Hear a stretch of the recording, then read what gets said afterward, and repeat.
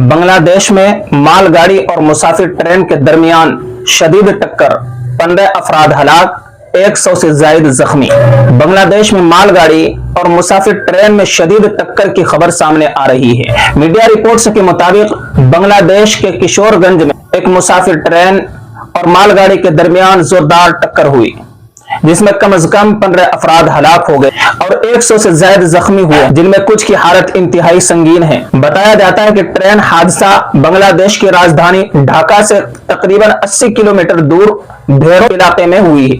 مقامی میڈیا نے جائے حادثہ پر موجود لوگوں کے حوالے سے بتایا ہے کہ حادثے میں کئی افراد زخمی ہوئے ہیں اور کئی مسافر تو اب بھی ٹرین میں دبے یا پھنسے ہوئے ہیں۔ دراصل ٹکر کے بعد ٹرین کے کچھ ڈبوں کو شدید نقصان پہنچا ہے اور کچھ لوگ پھنس گئے ہیں۔